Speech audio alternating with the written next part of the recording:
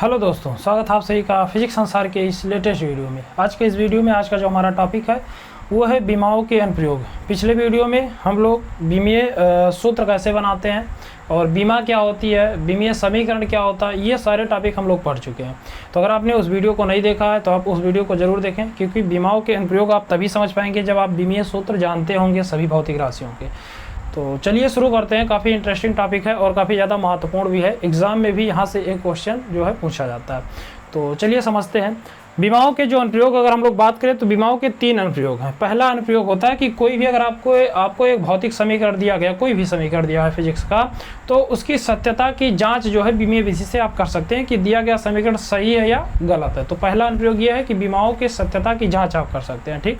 Second अनुप्रयोग यह है कि अगर आपको कोई भी भौतिक राशि का मान दिया गया, पहली पद्धति जैसे MKS पद्धति मान लीजिए दिया गया, तो अगर उसको कहा जाए कि आप उसको CGS पद्धति में बताओ कि CGS पद्धति में उस भौतिक राशि का मात्रक क्या होगा या उसका मान कितना होगा, तो आप वो भी बीमीय विश्लेषण विधि की सहायता से, बीमीय विधि की सहायता से आप एक पद्धति के मात्रक को दूसरी पद्धति के मात्रक में बदल सकते हैं।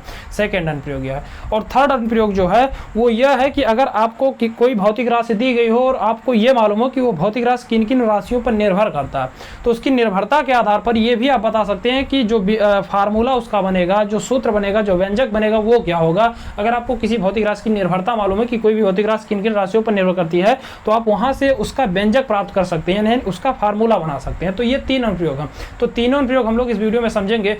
तो अगर आपको ये टॉपिक अच्छे समझना है तो वीडियो को बिना स्किप किए पूरा जरूर देखिए, जिससे आपको ये सारे टॉपिक अच्छे से समझ में आ सके। तो चलिए शुरू करते हैं। सबसे पहले जो हमारा टॉपिक है वो है सत्यता की जाँच करना। सत्यता की जांच करना मतलब कोई भी समीकरण दिया है वो सही है बीमीय विधि से अथवा गलत है, इसकी सत्यता की जांच आप कैसे करेंगे इसको आप समझिए। इसमें कुछ थ्योरेटिकल नहीं होता, केवल आपको समझ लेना है कि क्या होता है। जैसे मान लीजिए आपके पास कोई भी समीकरण दिया गया, अब उस समीकरण में हम लोग क्या करते हैं, दोनों पक्षों का बीमीय सूत्र लिखते हैं। फॉर एग्जांपल के लिए जैसे मान लीजिए आपके पास गति का एक समीकरण है, जो कि पहला समीकरण होता है आपका v = u + AT। ये गति का समीकरण है। क्लास 9th में आप लोग पढ़ चुके होंगे और क्लास 11th में भी जब आपको गति वाला चैप्टर पढ़ा जाएगा तो उसमें ये आपको मिलेगा। यहाँ पर v क्या होता है, तो ये होता है आपका अंतिम वेग। u क्या होता है, तो ये आपका होता है प्रारंभिक वेग। a जो है वो आपका एक्सीलरेशन है, त्वरण है। और t जो है आपका टाइम है, समय है। तो यहाँ पर VUAT ये जो आपका इक्वेशन है, गति का प्रथम इक्वेशन, ये सही है या गलत है, इसकी सत्यता की जांच जो आप बीमीय विधि से करेंगे। कैसे करते हैं इसको हम लोग सीखते हैं।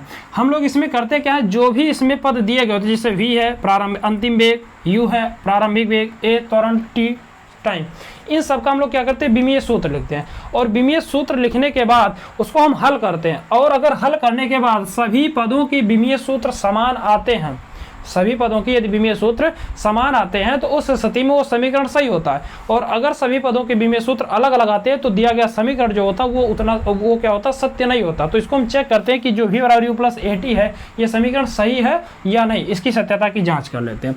तो यहाँ पर क्या है, v जो है अंतिम वेग है। अब चाहे अंतिम वेग हो या प्रारंभिक वेग हो, आपको जब समीकरण लिखें, इसका जब बीमीय सूत्र लिखेंगे तो वो आपका केवल वेग का होगा, और जो कि होता है आपका LT⁻⁻1। यहाँ पर आपको क्या करना है, यहाँ पर एक लाइन आपको लिख लेना है, दोनों पक्षों का बीमीय सूत्र लिखने पर,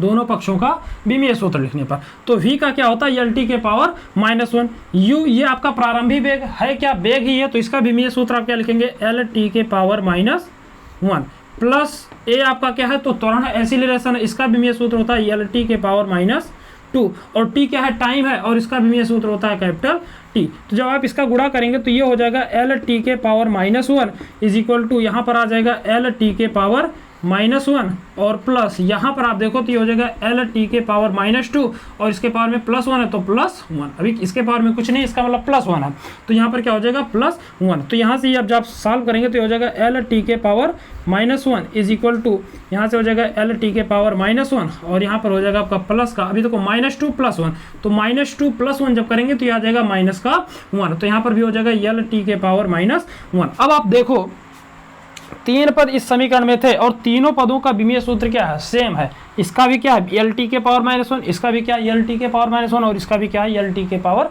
-1। अब यहाँ पर तीनों समीकरण, अगर तीनों पद सेम है तो इसका मतलब क्या है, ये समीकरण सही है। यहाँ पर लिख लेंगे अतः दिया गया समीकरण सत्य है। अतः दिया गया समीकरण विमीय विधि से सत्य है।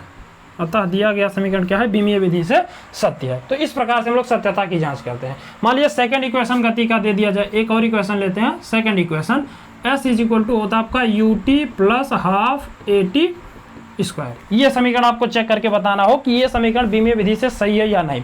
तो आप क्या करेंगे, जितने भी पद दिए गए हैं सबका क्या करते हैं हम लोग, विमीय सूत्र लिखते हैं। जैसे यस क्या है, यस आपका विस्थापन है और विस्थापन का हम लोग जानते हैं विमीय विस्थापन जो होता है वो एक प्रकार की लंबाई होती है और लंबाई का जो विमीय सूत्र होता है वो क्या होता है, कैपिटल यल होता है। अब अगर आपको विमीय सूत्र नहीं मालूम तो आप पहला वीडियो जरूर देखिए ताकि आपको विमीय सूत्र, आपको बेसिक जो विमीय सूत्र वो आपको मालूम हो जाए। u क्या है, u है आपका प्रारंभिक वेग और प्रारंभिक वेग का विमीय सूत्र हम जानते हैं होता है यल टी के पावर -1। चाहे जो वेग हो, चाहे प्रारंभिक वेग हो या अंतिम वेग हो, वेग अगर है तो उसका विमीय सूत्र क्या होगा, यल टी के पावर -1 होगा। ये विमीय सूत्र बनाया कैसे जाता है इसको भी हम लोग पहले वीडियो हमने आपको बताया, वहां पे जाइए आप विजिट कीजिए, जरूर देखिए उसको। यहाँ पर टी क्या है, तो ये आपका टाइम है और इसका होता है कैपिटल टी, प्लस का 1/2। ए क्या है, त्वरण है और त्वरण का विमीय सूत्र होता है यल टी के पावर -2। त्वरण का विमीय सूत्र क्या होता है, यल टी के पावर -2। अब ये विमीय सूत्र आपको याद होना चाहिए। और टी क्या है, तो टी है टाइम और इसका भी विमीय सूत्र क्या होगा, टी के पावर 2। जब इसको सॉल्व करेंगे तो ये हो जाएगा कैपिटल यल = यहाँ पर इसको सॉल्व करिए तो ये हो जाएगा यल टी के पावर -1 और यहाँ पर देखो +1 -1 इसके पावर में क्या है, +1 है, इसके पावर में क्या है, -1। तो आप इसको लिख सकते हो यल टी के पावर 1 और -1 और +1 और प्लस हो जाएगा 1/2।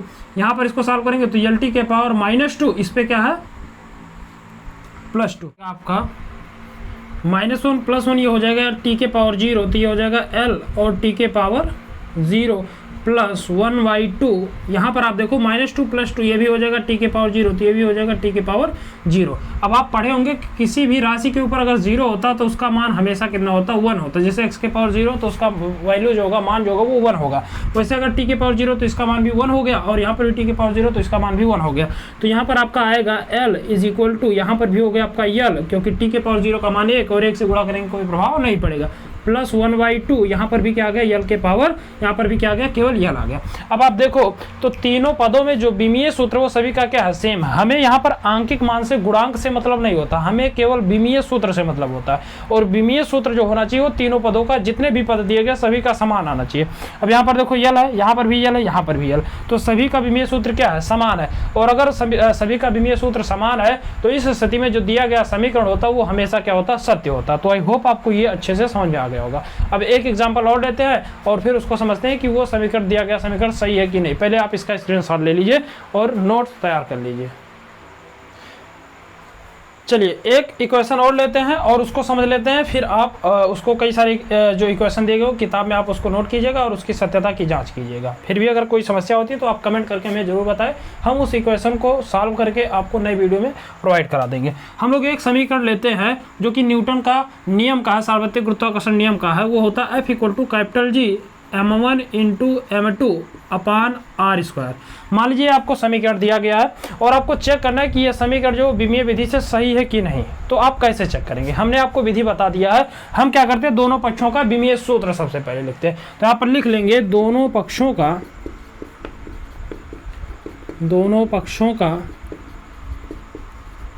विमीय सूत्र लिखने पर, दोनों पक्षों का विमीय सूत्र लिखने पर। अब विमीय सूत्र जब लिखेंगे तो F क्या है, बल है, और बल का विमीय सूत्र जो होता है वो सभी लोग जानते हैं, वो होता है आपका m टी के पावर -2 = कैपिटल G क्या है, तो कैपिटल G आपका सार्वत्रिक गुरुत्वाकर्षण नियतांक। और अगर आप कैपिटल G का विमीय सूत्र निकालें तो कैपिटल G का जो विमीय सूत्र होगा वो आपका यहाँ से फार्मूला बना लेंगे, तो ये हो जाएगा F × r² / m1 × m2। तो विमीय सूत्र अगर आपको नहीं आता तो कैसे निकालते हैं इसको सीख लेते हैं। यहाँ से कैपिटल G = F का बल है और बल का विमीय सूत्र होता है m यल टी के पावर -2। r क्या है, दूरी, और दूरी का जो विमीय सूत्र होता है यल होता है और इसके पावर 2 है तो 2 होगा। m1 और m2 द्रव्यमान है तो इसका विमीय सूत्र क्या होता है, कैपिटल m होता है। सॉल्व कर लीजिए इसको, तो ये हो जाएगा कैपिटल G = यहाँ पर आप जब गुणा करेंगे तो ये हो जाएगा आपका यम यल टी के पावर, देखो यहाँ पर क्या है, यल के पावर 2 है, यहाँ पर क्या है +1 है, तो ये हो जाएगा एम एल के पावर 3 और टी के पावर -2 और बट्टे में आ जाएगा एम के पावर 2। एम के पावर 2 को ऊपर ले चलेंगे तो हो जाएगा कैपिटल जी, और यहाँ पर ऊपर चला जाएगा तो 1 और -2। अभी देखो इसके पावर 1 है, इसके पावर ये चला जाएगा ऊपर -2, तो ये आएगा आपका -1। तो यहाँ पर आ जाएगा एम के पावर -1, एल के पावर 3 और टी के पावर -2। तो सार्वत्रिक गुरुत्वाकर्षण नियतांक जो कैपिटल जी को उसका विमीय सूत्र क्या होगा, एम के पावर -1, एल के पावर 3 और टी के पावर -2। ये विमीय सूत्र यहाँ पर लाकर रखिए, तो यहाँ पर हो जाएगा एम के पावर -1, एल के पावर 3 और टी के पावर -2, ठीक। और बटे यहाँ पर फिर इनटू में क्या है, इनटू में आप देखो m1 और m2 है, तो m1 जो होगा वो भी द्रव्यमान है, m2 जो है वो भी द्रव्यमान है, और द्रव्यमान का जो विमीय सूत्र होता है वो क्या होता है, कैपिटल यम होता। तो दोनों का विमीय सूत्र रखेंगे, बटे आर है, आर लंबाई है और लंबाई का विमीय सूत्र क्या होता है, कैपिटल यल, इसका स्क्वायर है तो क्या करेंगे, स्क्वायर कर देंगे। तो आगे जब इसको सॉल्व करेंगे तो ये हो जाएगा यम यल टी के पावर -2 इज इक्वल टू, यहाँ पर आप देखो यम के पावर 1, एम के पावर 1, ये हो जाएगा एम के पावर 2 और यहाँ पर क्या है -1, तो यहाँ पर जब एम के पावर 2 -1 करेंगे तो कितना आएगा, 1 आ जाएगा। तो यहाँ पर हो जाएगा आपका एम के पावर 1, या 1 लिखो या ना लिखो, बात एक ही है। यहाँ पर हो जाएगा एल के पावर 3 टी के पावर -2 और डिवाइड बाय यहाँ पर आ जाएगा एल के पावर 2। एल के पावर 2 ऊपर चला जाएगा तो क्या हो जाएगा, 3 में से 2 घटेगा, आपका केवल बचेगा 1। तो यहाँ पर आ जाएगा आपका एम एल टी के पावर -2, ये हो जाएगा, यहाँ पर हो जाएगा यम यल के, यहाँ पर देखो ये यल ऊपर, यल के पावर 2 ऊपर जाएगा, ऊपर चला जाएगा तो क्या होगा, 3 में से 2 घटेगा और आ जाएगा आपका केवल 1। तो आप इसको लिख सकते हैं यम यल केवल लिख सकते हैं, या 1 लिख सकते हैं। 1 का लिखने का मतलब कोई होता नहीं है, चाहे लिखो या ना लिखो, बात वही होती है। तो इसको आप लिख सकते हो यम यल, और यहाँ पर क्या आ जाएगा, यम यल के टी के पावर -2। अब आप देखो तो दोनों पदों में विमीय सूत्र क्या है, सेम है, और अगर दोनों पदों में विमीय सूत्र सेम है तो इसका मतलब कि जो दिया गया समीकरण वो क्या है, सत्य है। तो आई होप आपको ये टॉपिक अच्छे से समझ में आ गया होगा कि यदि आपको कोई भी समीकरण दिया जाए तो उसकी सत्यता की जांच आप कैसे करेंगे। तो इस तरीके से आपको दोनों पदों में क्या करना, विमीय सूत्र रखना है और फिर देखना कि सभी पद को सॉल्व करने के बाद उसका विमीय सूत्र समान आता है कि नहीं, और अगर दोनों का विमीय सूत्र समान आता तो समीकरण सत्य होगा, और अगर समान नहीं आता तो वो जो समीकरण होगा वो विमीय रूप से असत्य होगा। तो आई होप आपको ये टॉपिक अच्छे समझ में आया होगा। यदि ये टॉपिक समझ में आया हो तो चैनल को सब्सक्राइब कीजिए, वीडियो को लाइक कीजिए। मिलते हैं अगले वीडियो में अगले अनुप्रयोग के साथ, तब तक के लिए जय हिंद।